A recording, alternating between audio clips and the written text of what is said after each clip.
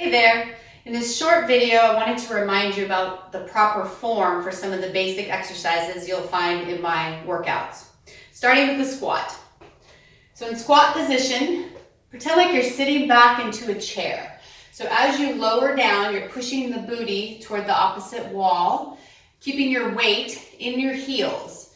So at the bottom of your squat, and keeping the knees over the feet. So at the bottom of your squat, whether the bottom is here for you or it's here, you should still be able to see the tips of your toes, and you should be able to wiggle your toes just a little bit. So if you're down in a squat position and your heels are actually coming off the floor, then you're definitely in the wrong position. You're putting way too much strain on the knees. You want to make sure all of your weight stays in your heels as you're lowering and as you're lifting.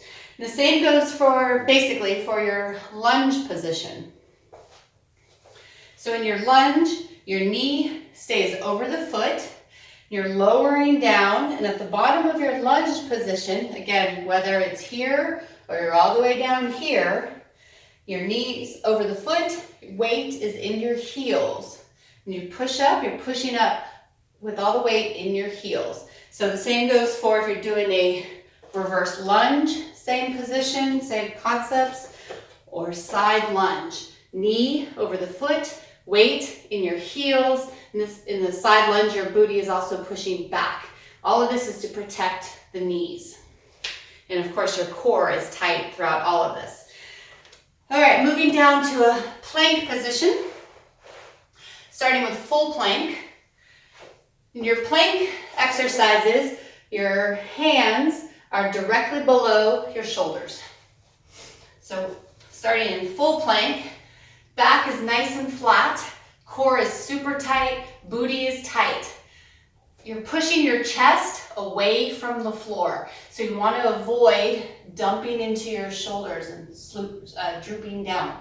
So you continue to push your chest away from the floor throughout the entire exercise, whatever plank style exercise it is, and keep the core tight. So you can bring the booty up a little bit if your low back starts to hurt, but you do not want to droop down because that'll put way too much strain on your low back. So the same position holds true whether you're doing full plank or plank from the knees or plank from the elbows. You're continuing to push the chest away from the floor. Again, just avoiding to dump into your shoulders so we can protect our shoulders, and your core, of course, is tight. Protect your back. Then moving into a push-up position. So for push-ups, you want to make sure that your hands are in alignment with your chest. Not your head, but your chest. You can have your arms close to the body for a little additional work on your triceps, or a bit wider. That's up to you, but just make sure that your hands are in alignment with your chest. And as you push up, you're pushing again your chest away from the floor to avoid dumping into your shoulders. And when you lower down into push-up position, full push-up, the bottom of your push-up, you want to make sure that the arms don't go any lower than about parallel to the floor. If you lower too low, you're putting too much strain on the shoulder. So whether you're doing a push-up from the knees or full push-up, at the bottom of your push-up should be no more than about parallel or less to take the strain off of your shoulders. Tabletop position. So hands are directly underneath the shoulders, chest is pushing away from the floor, core is tight. So we do tabletop with our bird dogs, yeah?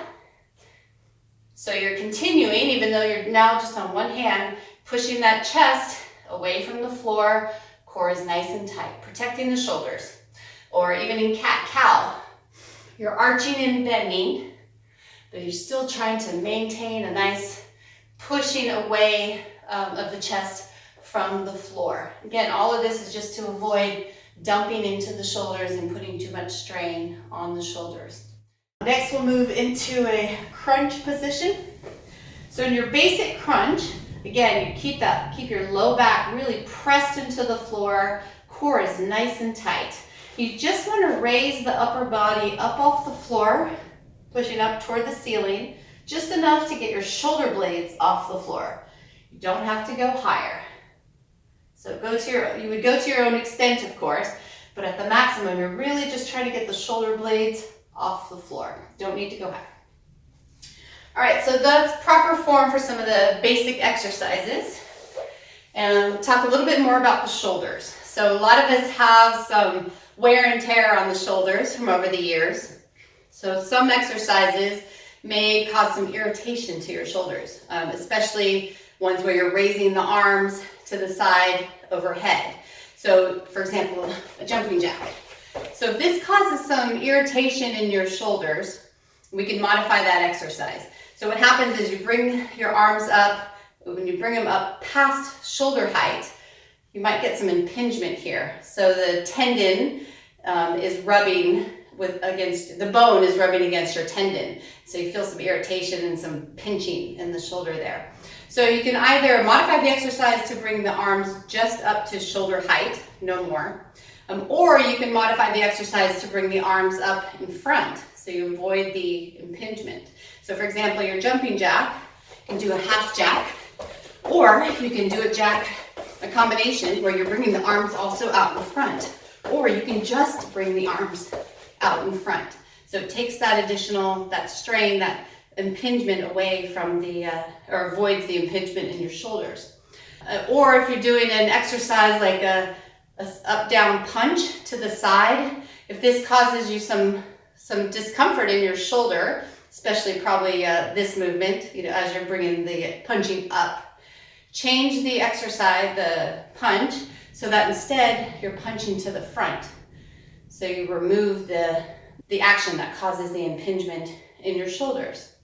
So those are some ideas to help protect your shoulders if you need them. If you have some questions about any of the exercises or need some additional advice about how to modify the exercises because of shoulder issues or hip issues or knee issues, please do not hesitate to contact me. And I hope you have a great day and have a great workout. See you soon. Bye.